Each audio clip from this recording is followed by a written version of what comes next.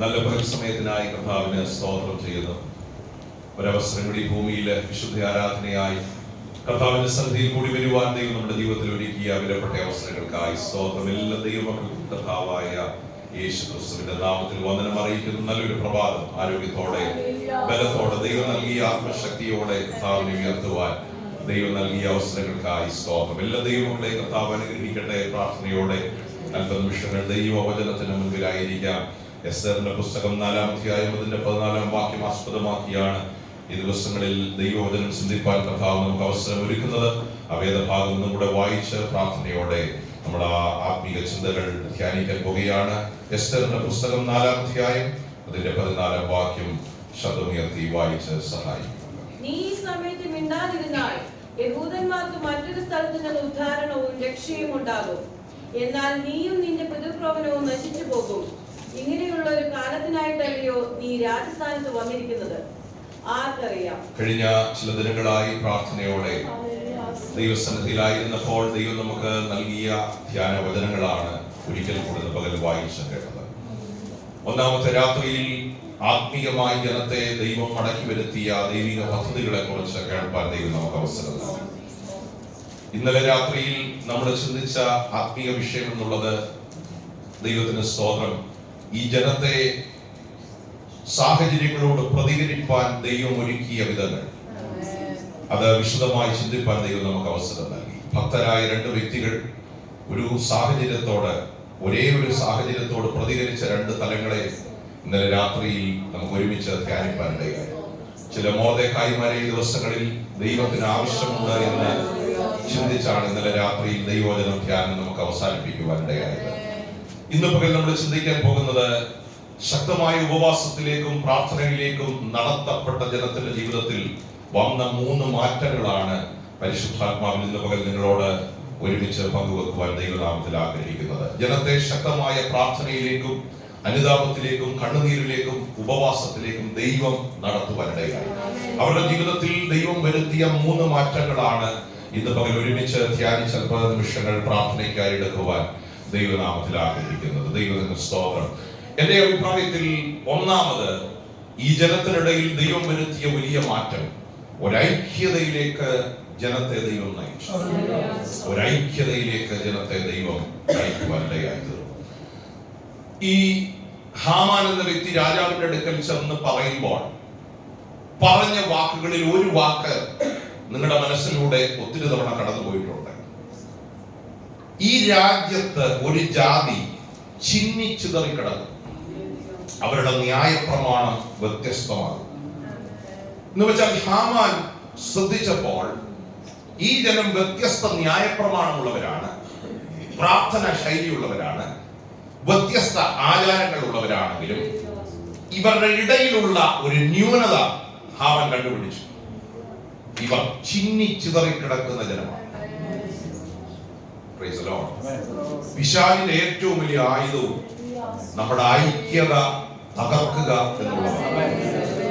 ഭവനങ്ങളിലാകട്ടെ സഭയിലാകട്ടെ ആ ഐക്യത നഷ്ടപ്പെട്ട മേഖലകളിലൊക്കെ പിശാച് ജയമെടുക്കും. പക്ഷേ ഏക മനസ്സോടെ നിൽക്കുന്ന മേഖലകളിൽ ദൈവം തന്റെ ജനത്തിന് ജയം നൽകുവാനിടയാണ്. ഈ ജനത്തിനിടയിൽ ദൈവം വരുത്തിയ ഒന്നാമത്തെ മാറ്റം, he led this people to unity, ഒരൈക്യതയുടെ ആത്മാവിലേക്ക്. ഇന്ന് പകൽ ഈ ഉപവാസ പ്രാർത്ഥനയുടെ സമാപന ദിനത്തിൽ ഒരു നിയോഗം പോലെ പരിശുദ്ധാത്മാവ് നമ്മോട് ഇടപെടുകയാണ്. കുടുംബങ്ങൾക്കകത്ത് വിളക്കി ചേർക്കപ്പെടേണ്ട മേഖലകൾ ഇന്ന് പകൽ വിളക്കി ചേർക്കപ്പെടണം. ദൈവസഭയ്ക്കകത്ത് ഐക്യതയുടെ മേഖലകൾ വെളിപ്പെടുവാൻ പിശാച് പോലും അത് നോട്ടം വെച്ചെങ്കിൽ, ലക്ഷ്യം വെച്ചെങ്കിൽ ഇന്ന് പകൽ ആരോടൊക്കെയോ ദൈവത്തിന്റെ ആത്മാവ് ഇടപെടുകയാണ്. ഐക്യതയുടെ മുൻപിലാ ദൈവത്തിന്റെ തീ ഇറങ്ങി വരുന്നത്, ഐക്യതയുടെ മുൻപിലാ ദൈവത്തിന്റെ തേജസ് ഇറങ്ങി വരുന്നത്. അവിടെയാണ് ദൈവത്തിന്റെ കരം ജനത്തിന് അനുകൂലമായി വെളിപ്പെടുന്നത്. അതിന് തടസ്സമായുള്ള എല്ലാ മേഖലകളെയും ആത്മാവിൽ ജയിക്കാനുള്ള ഒരു കൃപ ദൈവത്തിന് സ്തോത്രം ചെയ്യുക. എന്റെ അഭിപ്രായത്തിൽ ഈ അനൈക്യം ഉണ്ടായത് അല്ലെങ്കിൽ ചിന്നിച്ചിതറിപ്പോയത് മനഃപൂർവ്വമാണെന്ന് ഞാൻ വിശ്വസിക്കുന്നില്ല. ബാബിലോണിലെ വളരെ പ്രൗഢഗംഭീരമായ ഒരു ജീവിത സാഹചര്യങ്ങളിൽ, നല്ല ജോലി, നല്ല ജീവിത സാഹചര്യങ്ങളൊക്കെ അവരെ തേടി വന്നപ്പോൾ അവര് ഡിപ്പെൻഡന്റ് ആകുന്നതിനേക്കാൾ അവർ ഇൻഡിപെൻഡന്റ് ആയി മാറി. ശ്രദ്ധിച്ച് കേൾക്കണം. അവർ ഡിപ്പെൻഡന്റ് ആകുന്നതിനേക്കാൾ ഇൻഡിപെൻഡന്റ് ആയി മാറി. ഇത് രണ്ട് വാക്കുകളും വ്യത്യസ്തമാണ്. ഡിപ്പെൻഡന്റ് എന്ന് പറഞ്ഞാൽ നമ്മൾ ഒത്തിരി പേരെ ആശ്രയിച്ചാണ് ജീവിക്കുന്നത്. ഇൻഡിപെൻഡന്റ് എന്ന് പറഞ്ഞാൽ എന്റെ കാര്യം ഞാൻ നോക്കും, നിങ്ങളുടെ കാര്യം നിങ്ങള്. ഹിന്ദി പറയാം അപ്പന, എന്റെ കാര്യം ഞാൻ, നിങ്ങളുടെ കാര്യം സ്തോത്രം. എപ്പോഴാ ചിന്ത വരുന്നതെന്ന് അറിയാമോ? ആരെ ആശ്രയിക്കാൻ നമുക്ക് ജീവിക്കാൻ പറ്റും എന്ന സാഹചര്യം എപ്പോ വരുന്നോ, ഈ ചിന്ത ഏത് മനുഷ്യന്റെ അകത്ത്. നിന്റെ കാര്യത്തിൽ ഞാൻ ഇടപെടുന്നില്ല, എന്റെ കാര്യത്തിൽ നീയും. പക്ഷെ വന്നപ്പോ ഇങ്ങനെ അല്ലായിരുന്നല്ലോ. നമുക്ക് എല്ലാരെയും വേണമായിരുന്നു. സ്ഥിതി അത്ര നല്ലതല്ലായിരുന്നപ്പോ നമുക്ക് വേണ്ടി പ്രാർത്ഥിക്കാൻ അവരൊക്കെയോ വേണമായിരുന്നു. നമ്മളെ ഒന്ന് ബലപ്പെടുത്താൻ ആരൊക്കെയോ. എവിടെയാ ഇൻഡിപെൻഡൻസി വന്നോ? നമ്മളെല്ലാരും ഇൻഡിപെൻഡന്റ് ആയി. അത് മനഃപൂർവ്വം വന്നതല്ല. ജീവിത സാഹചര്യങ്ങൾ അങ്ങനെ നമ്മളെ, മറ്റാരും ഇല്ലെങ്കിലും എനിക്ക് ജീവിക്കാൻ കഴിയുമെന്ന ഒരു ചിന്ത ജനത്തിന്റെ ഇടയിൽ രക്തത്താൽ ജയമെടുക്കുകയാണ്. പക്ഷെ ഈ കഠിനമായ കയ്പിൽ ദൈവം അവരെ പഠിപ്പിച്ചൊരു പാഠം. ദൈവം നമുക്ക് തന്നിരിക്കുന്ന ബന്ധങ്ങൾ കാത്തു സൂക്ഷിക്കണം. എല്ലാരും നമുക്ക് വിലപ്പെട്ടവരാണ്. ഇതിനകത്ത് ഓരോരുത്തരും, നമ്മുടെ കുടുംബത്തിനകത്ത് ഓരോരുത്തരും അവർ നമുക്ക് വിലപ്പെട്ടവരാണ്. ആ ബന്ധം കാത്തു സൂക്ഷിക്കാനുള്ള ഒരു നിയോഗം ചിലരോട് ദൈവത്തിന്റെ ആത്മാവ് വളരെ ശക്തമായും സ്പഷ്ടമായും ദൈവാത്മാവിൽ ഇടപെടുക. നമുക്ക് എല്ലാരെയും വേണം, നമുക്കെല്ലാരെയും വേണം. കാരണം ആരാണ് നമുക്കൊരു പ്രതിസന്ധിയിൽ താങ്ങാകുക എന്ന് നമുക്കറിയില്ല. നമ്മളെ ആരാണ് എപ്പോൾ ബലപ്പെടുത്തുന്നത് എന്ന് നമുക്കറിയില്ല.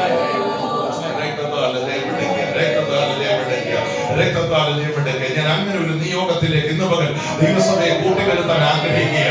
നമുക്ക് അപ്പന ലൈഫ് അല്ല വേണ്ടത്. നമുക്ക് ബന്ധങ്ങൾ വേണം, നമുക്ക് റിലേഷൻഷിപ്പുകൾ വേണം, കൂട്ടായ്മകൾ വേണം, അന്യോന്യം പ്രാർത്ഥനയിൽ ബലപ്പെടുത്താനുള്ള ഒരു കരുത്ത് നമുക്ക് വേണം. നമ്മൾ നിൽക്കുകയല്ല, നമ്മളെ ഒരുമിച്ച് നിർത്തുന്ന, യുണൈറ്റഡ് ആയി നിൽക്കുന്ന ഒരു ദൈവത്തിന്റെ കരമാണ് ഇപ്പോൾ ഇതിനകത്ത് വ്യാപരിക്കുന്നത്. യൂണിറ്റി വേണമെങ്കിൽ അതിനകത്ത് അത്യാവശ്യമായി വേണ്ട ഒരു കാര്യം കോംപ്രമൈസ് വേണം. ഒന്നിച്ചു പോകണമെങ്കിൽ ചില മേഖലകളിൽ എന്ത് വേണം? കാരണം വ്യത്യസ്ത സ്വഭാവമാണ്, വ്യത്യസ്ത ശൈലികളാണ്, വ്യത്യസ്ത. ഒരു വീടിനകത്ത് തന്നെ ഒരുമിച്ച് പോകണമെങ്കിൽ എന്ത് വേണം? അല്ലേ? കോംപ്രമൈസ് എന്നൊരു വാക്കിനേക്കാൾ യോജിപ്പ് ആവശ്യമാണ്. ഒരാള് റൈസ് ആകുമ്പോ ഒരാൾ എന്ത് ചെയ്യണം? താഴണം. ഒരാൾ താഴുമ്പോ ഒരാള് ബാലൻസ് ഉണ്ടായാലേ എന്ത് ചെയ്യത്തുള്ളൂ. പക്ഷെ ചോദ്യം ആര് താഴുമെന്നാണ്, ആര് റൈസ് ആവുന്നല്ല. എല്ലാവരും ഇവിടെ ഉണ്ടോ? അങ്ങനെ ചിലരെ ഇതിനകത്ത് ദൈവത്തിന് രക്തത്താൽ ജയമെടുക്കുകയാണ്. പക്ഷെ ഞാനൊരു കാര്യം പറയാം, ദൈവം ഏറ്റവും മാനിക്കുന്നത് താഴ്ന്നവരെയാണ്. അത് പരാജയമല്ല, അത് നിന്റെ വീഴ്ചയാണ്, അത് നിന്റെ മേൽ പകർന്ന കൃപയാണ്.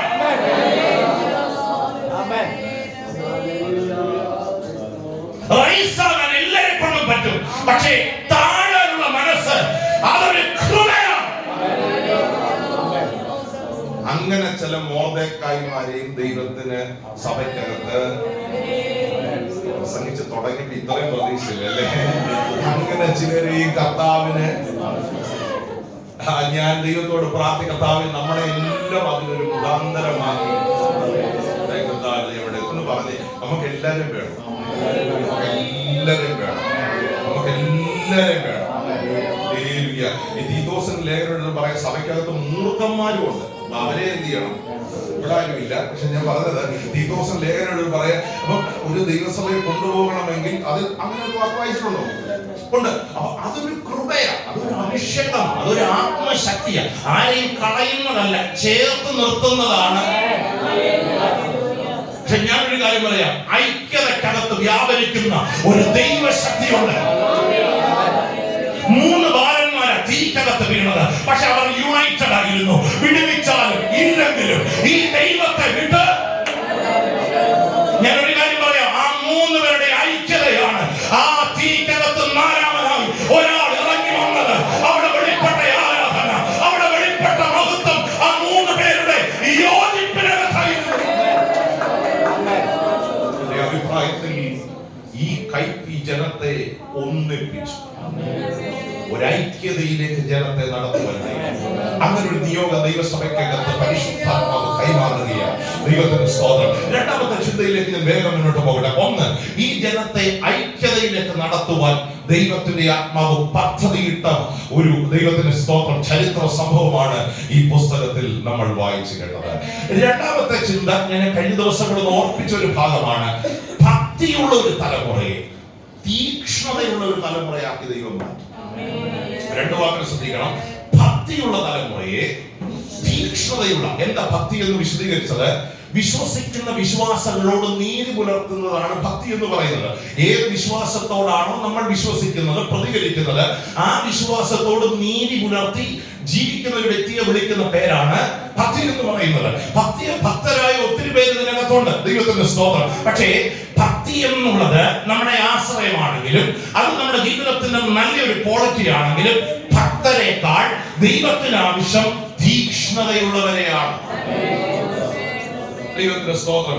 ഈ ഭക്തി നമ്മൾ പ്രകടിപ്പിക്കുന്ന ഒത്തിരി മേഖലകളുണ്ട്. എന്റെ കൊച്ചു പ്രായത്തിലൊക്കെ ഞാൻ ഓർക്കുന്നു, ദൈവത്തിന്റെ സ്തോത്രം, ഞങ്ങളെ പറഞ്ഞു പഠിപ്പിച്ച ഒരു പാഠമുണ്ട്. ഞായറാഴ്ച രാവിലെ ഫുഡ് എന്ത് ചെയ്യത്തില്ല, തരത്തില്ല. അപ്പൊ അത് ഉപവാസമല്ല, നിർബന്ധിത ഉപവാസമുണ്ട്. അപ്പൊ പറഞ്ഞു നമ്മുടെ യോഗത്തിനൊക്കെ പോകുമ്പോൾ എന്ത് കഴിക്കാൻ പാടില്ല. അപ്പം കാലങ്ങൾ കഴിഞ്ഞപ്പം ആ ചിന്ത എന്റെ അകത്ത് കയറി. ആരാധനയ്ക്ക് പോകുമ്പോൾ എന്ത് പാടില്ല, സ്തോത്രം. അതെന്റെ ഭക്തിയുടെ ഭാഗമായി മാറി. അതെന്നെ പഠിപ്പിച്ചതാണ്. എല്ലാവരും ഇവിടെ ഉണ്ടോ? ഇപ്പൊ വെള്ളിയാഴ്ച ഇവിടെ വന്നത് കഴിക്കാതല്ലേ?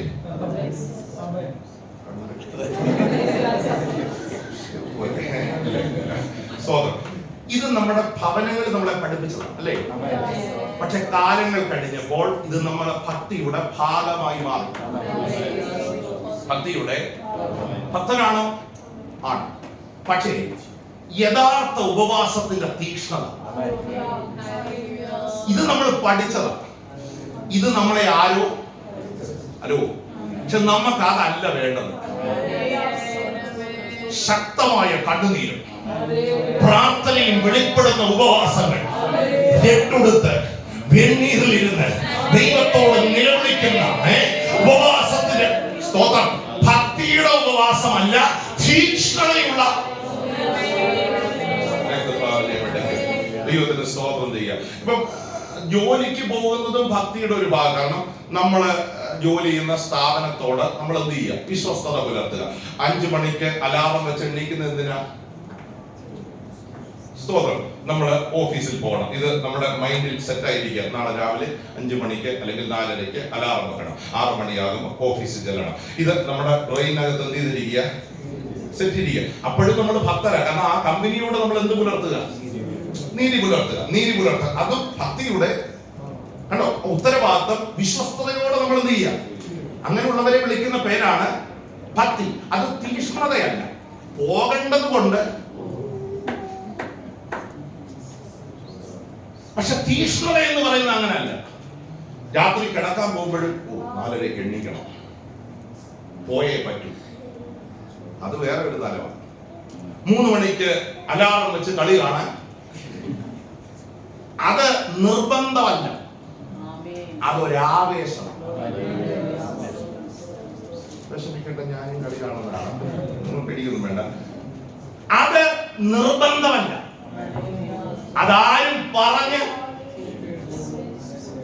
മറിച്ച് അതൊരു ആവേശമാണ്. ഞാൻ ഈ ഉദാഹരണം പറഞ്ഞത് നിർബന്ധമുണ്ട്, ആവേശമുണ്ട്. യഹോവയുടെ ആലയത്തിലേക്ക് പോകാമെന്ന് പറഞ്ഞപ്പോ ഞാൻ സന്തോഷിച്ചു. ആ ചൈതന്യമകത്ത്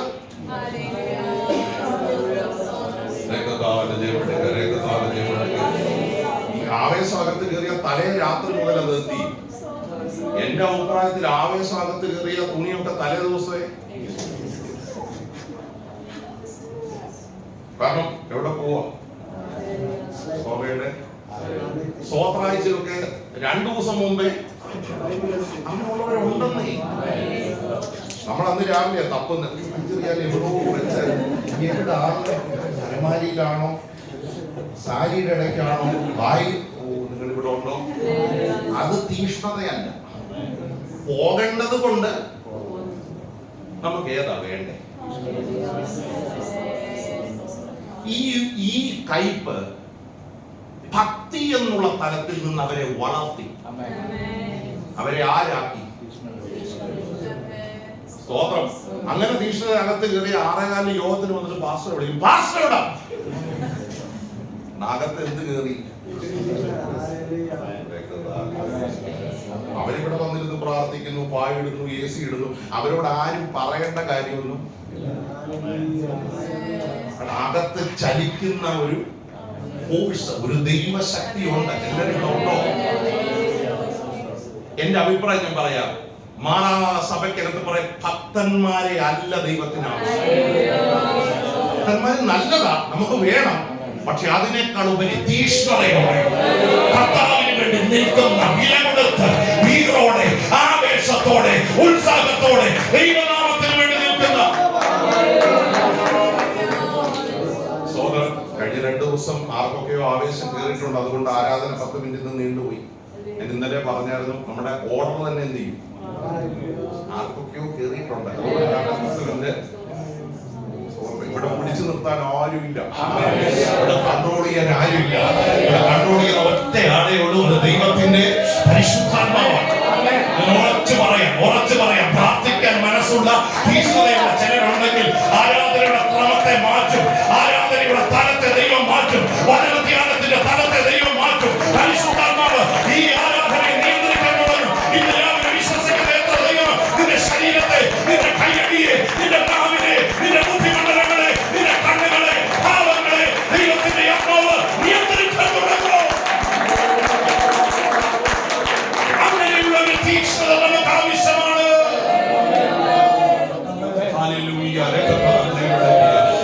ഈ ജനത്തെ, ഈ സമൂഹത്തിൽ ദൈവം വരുത്താൻ ആഗ്രഹിച്ച ഒന്നാമത്തെ മാറ്റം, ഒരൈക്യതയിലേക്ക് ജനത്തെ ദൈവം നയിച്ചു. ഐക്യതയുടെ ശക്തി അവരുടെ പ്രാർത്ഥനയിൽ ദൈവം വെളിപ്പെടുത്തി. 2, ഈ ജനത്തെ ഭക്തർ എന്നുള്ള തലത്തിൽ നിന്ന്, ഒരു ലേവലിൽ നിന്ന് തീഷ്ണതയുള്ള ഒരു തലമുറയാണ്.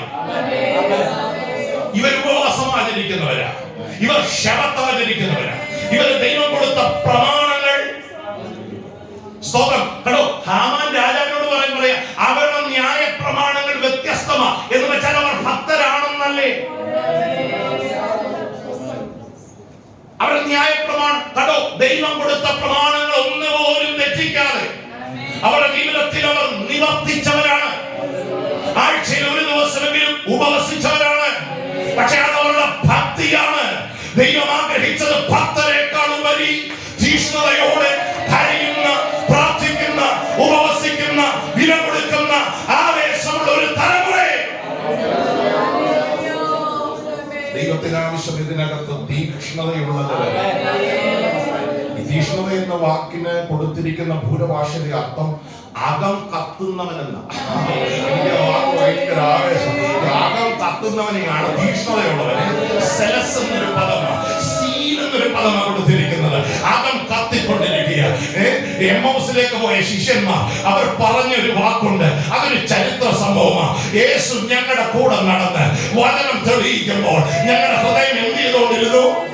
രക്തത്താൽ ഹൃദയം എന്ത് ചെയ്തുകൊണ്ടിരുന്നു? എന്റെ ധ്യാനത്തിങ്കൽ ചൂട് വിളിച്ചു, എന്റെ ധ്യാനത്തിങ്കൽ തീ കത്തി. അപ്പോൾ ഞാൻ നാവെടുത്ത് അകത്ത് ചൂട് കയറിയ, ഓ സ്തോത്രം, നാവ് പുറത്തു വരും. അതാരും പിടിച്ചു തുറക്കണ്ട. ഓ പരിശുദ്ധാത്മാവ് ആ നാവിനെ ഏറ്റെടുത്ത് അഭിഷേകം ചെയ്ത് ഒരു അഗ്നി നാവായി മാറ്റും. അകം കത്താത്തത് കൊണ്ട് പലപ്പോഴും നാവ്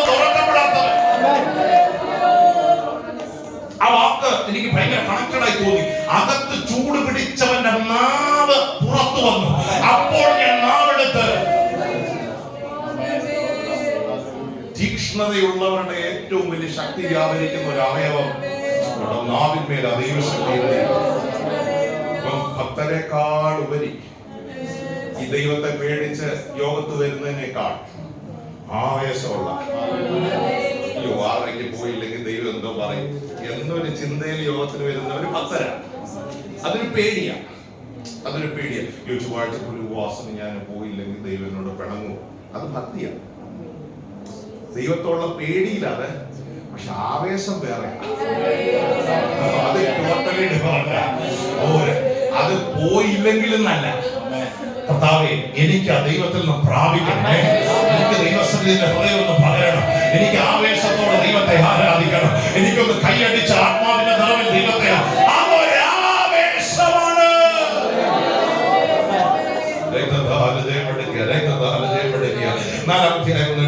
ദൈവത്തിന്റെ സ്തോത്രം. 3-ാം വാക്യം ഒന്ന് ശ്രദ്ധിച്ച്. 3-ാം വാക്യം 4-ാം അധ്യായം 3-ാം വാക്യം. രാജാവിന്റെ കൽപ്പനയും തീർപ്പും ചെന്ന ഓരോ സംസ്ഥാനത്തും യഹൂദന്മാരുടെ ഇടയിൽ മഹാദുഃഖവും ഉപവാസവും കരച്ചിലും വിലാപവും ഉണ്ടായി. പലരും രണ്ടെടുത്ത് വെണ്ണീരിൽ കിടന്നു. എന്റെ അഭിപ്രായം, ഇതാരും നിർബന്ധിച്ച് ചെയ്തതല്ല, അകത്ത് ചൂട് പിടിച്ച് ചെയ്ത. പലരും രട്ടെടുത്ത്. സ്തോത്രം. എന്റെ അഭിപ്രായത്തിൽ ഈ ഫോഴ്സ് ചെയ്യുന്ന സ്തോത്രം പറയിപ്പിക്കുന്നതിനേക്കാൾ, അല്ലെങ്കിൽ ഒരു കാര്യം ചെയ്യുന്നതിനേക്കാൾ നമ്മുടെ അകത്ത് തീ പിടിച്ച് തന്നെ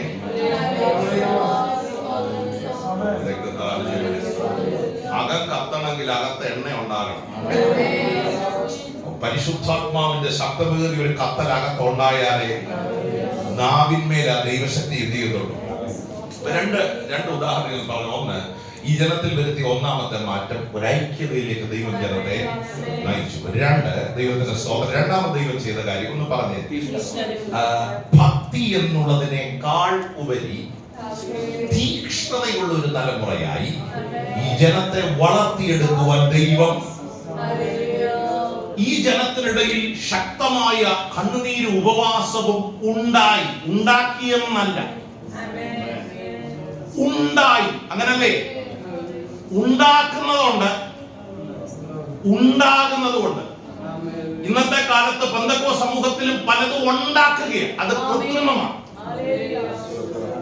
ഇങ്ങനെ തെറ്റിദ്ധരിക്കരുത്. ഇങ്ങനൊരു സംവിധാനം ഉണ്ടെങ്കിൽ നമുക്ക് പലതും കൃത്രിമമായി, ഇച്ചിരി പുകയും കൂടെ വെച്ചാൽ എനിക്കൊന്ന് കുറച്ചും കൂടെ ഭയങ്കര സാന്നിധ്യമാണെന്ന് മനുഷ്യർക്ക് തോന്നിപ്പോകുന്ന, അതില്ലാത്തതിനായി ഇവിടെ സംവിധാനമൊന്നും ഇല്ല.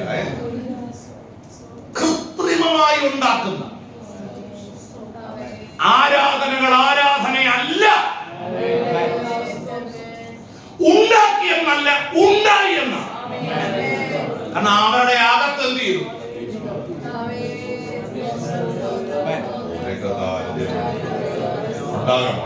ഉണ്ടാക്കുകയല്ല പറഞ്ഞ് ഉണ്ടാകണം. എന്റെ അകത്ത് ആ ചൂടൊന്ന് തരണപ്പാ, എന്റെ അകത്ത് ആവേശം ഒന്ന് തരണം. ആ പരിശുദ്ധാത്മാവിന്റെ നിറവെന്റെ മേൽ നിന്ന് പകരണമെന്ന് ആത്മാർത്ഥമായി എത്ര പേർ പ്രാർത്ഥിക്കും. അങ്ങനെ ഒന്ന് പ്രാർത്ഥിച്ചു തുടങ്ങി. ഉണ്ടാക്കുകയല്ല, ഉണ്ടാക്കുകയല്ല, ഉണ്ടാക്കുകയല്ല, ഉണ്ടാകുക.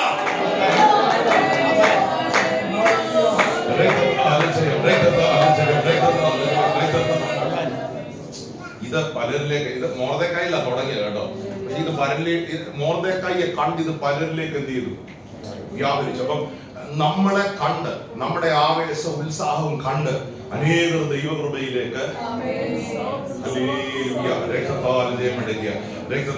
ചില നാളുകൾക്ക് മുമ്പ് ദൈവത്തിന്റെ സ്തോത്രം ഒരു സഹോദരനുമായി സംസാരിച്ചപ്പോൾ പറഞ്ഞു, ഞാൻ കൈയടിക്കുന്ന വേറെ ഒന്നും കൊണ്ടല്ല, എന്റെ അടുത്ത് നിൽക്കുന്ന ആള് ഭയങ്കര തീയാന്ന് പറഞ്ഞു.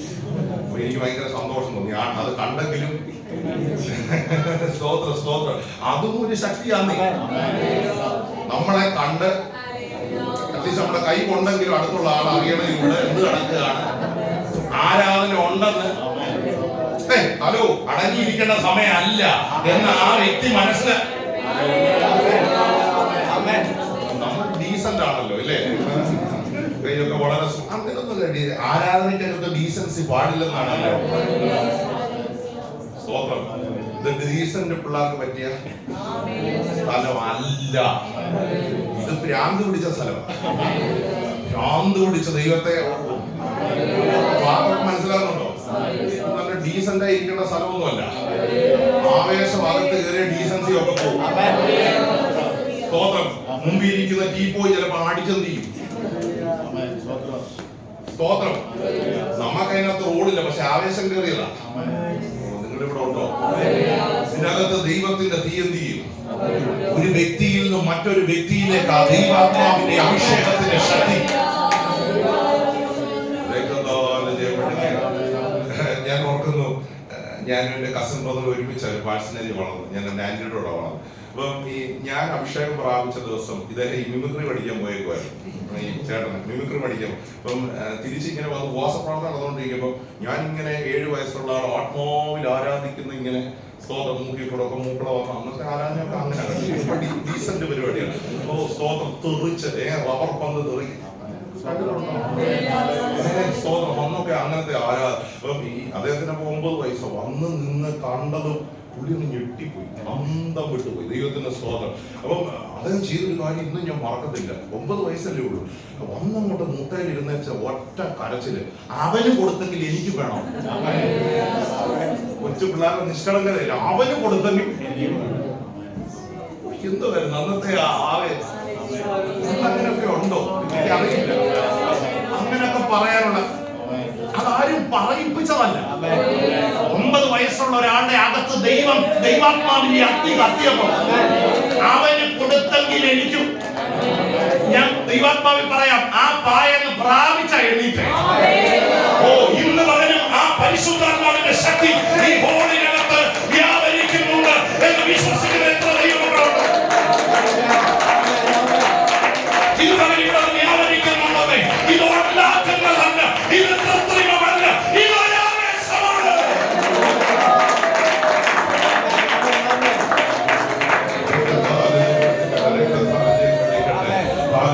ഞാൻ ഇങ്ങനെ പ്രാർത്ഥിക്കുക, ഈ സഭയ്ക്കകത്ത് കൃത്രിമമായ ഒന്നും വേണ്ട. ഉണ്ടാക്കുന്നതൊന്നും വേണ്ട, ഉണ്ടാക്കുന്നതൊന്നും വേണ്ട. വേണ്ട, അങ്ങനെ തന്നെ പ്രാർത്ഥിക്കുക. ഉണ്ടാക്കുന്നതൊന്നും വേണ്ട, നിർബന്ധിച്ച് ചെയ്യിപ്പിക്കുന്നതൊന്നും വേണ്ട. ഇതിനകത്ത് ആവേശമുള്ള ഒരു തലമുറയിൽ ദൈവം ഈ കാലഘട്ടത്തിൽ എഴുന്നേൽപ്പിക്കട്ടെ.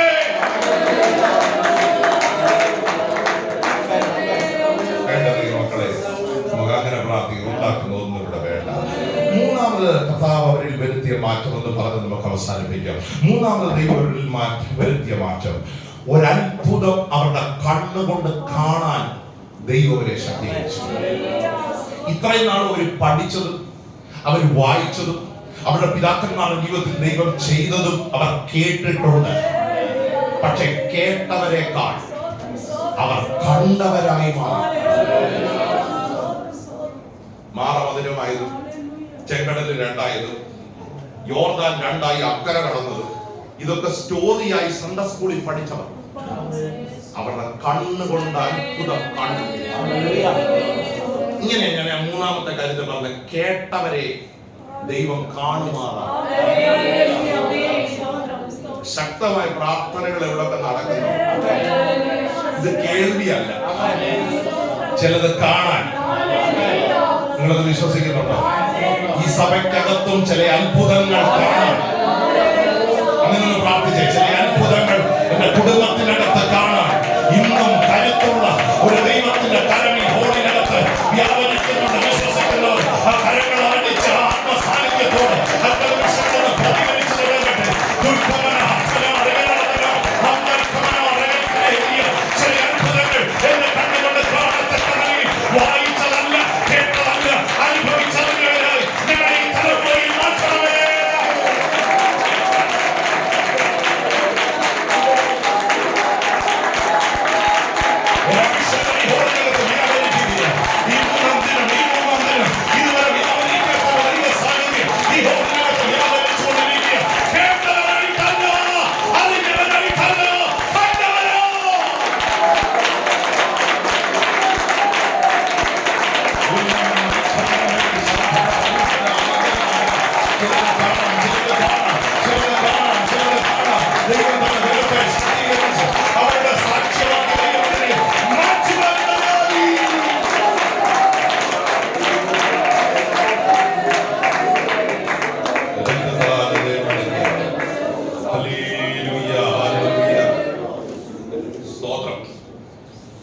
പഠിച്ചത് പറയുന്നവരല്ല. ഞങ്ങൾ ക്രിസ്തുവിന്റെ മഹിമ കണ്ട, ആ വാക്കൊന്നും കൂടെ ആവർത്തിക്കുക, മഹിമ കണ്ട. We are witnesses of His glory. കേട്ടവരല്ല. ഇത് രണ്ടും രണ്ടാ. നമ്മൾ ഒത്തിരി കേട്ടതാണ്.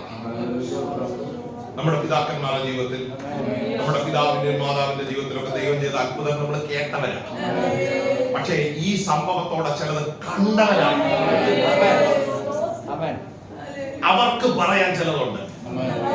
എന്റെ ജീവിതത്തിൽ ദൈവം ചെയ്തത് ചിലതുണ്ടെന്ന് എനിക്ക് പ്രസംഗിച്ച് മുന്നോട്ട് പോകണമെന്നുണ്ടെങ്കിൽ വായിക്ക സമയം ക്ലിപ്പിടുക, ഇങ്ങനെ നിർത്തുക. ചിലത് കണ്ടവരാണ്. ഈ 3 കാര്യങ്ങൾ റൗണ്ട് ചെയ്യുക. 1, ഐക്യതയിലേക്ക് ദൈവം ജനത്തെ നയിച്ചു. 2, ഭക്തരായ ഒരു തലമുറയെ തീക്ഷ്ണതയുള്ളവരാക്കി ദൈവം മാറ്റി. 3, കണ്ട ചിലരെ കേട്ട ചിലരെ കണ്ടവരാക്കി ദൈവം. നിങ്ങൾ ഈ വചനം വിശ്വസിക്കുന്നെങ്കിൽ സഭയ്ക്കകത്തും ദൈവം ഇത് ചെയ്യും. കണ്ണുകളൊന്നും അടച്ച് ഒരു നിമിഷം ഒന്ന് പ്രാർത്ഥിച്ചു. കേട്ടവരായിട്ടല്ല, കണ്ടവരായിട്ട്, ഞങ്ങളുടെ ജീവിതത്തിൽ ഞങ്ങളത് അനുഭവിച്ചവരായിട്ട് ആത്മാർത്ഥമെന്ന് പ്രാർത്ഥിച്ച് ബൈബിളുകളൊക്കെ ഒന്ന് അടച്ച് നാവുകളൊക്കെ ഒന്ന് തുറന്ന് ദൈവത്തോട് നിമിഷങ്ങൾ പ്രാർത്ഥിച്ച് ഞങ്ങൾ ക്രിസ്തുവിന്റെ മഹിമ കണ്ട സാക്ഷികളായി ഈ തലമുറയിൽ തീരേണ്ടതിന് ഈ വചനം ഞങ്ങളെ ജീവിപ്പിക്കണമേ. ആവേശമുള്ളവരാക്കി ഞങ്ങളെ മാറ്റണമേ. ഉത്സാഹമുള്ളവരാക്കി ഞങ്ങളെ മാറ്റണമേ. ഐക്യതയുള്ളവരാക്കി മാറ്റണമേ. ഓ ദൈവത്തിന് വേണ്ടി തലമുറയിൽ നിൽക്കുന്നവരായി ഞങ്ങളെ തീർക്കണമേ. ഞങ്ങളുടെ ഉപവാസങ്ങളും പ്രാർത്ഥനകളും ഞങ്ങൾ ആചരിക്കുന്ന കാര്യങ്ങൾ ചടങ്ങുകളായി തീരാതെ അതിനകത്ത് ഒരു തീക്ഷ്ണത വെളിപ്പെടുന്ന ഞങ്ങളുടെ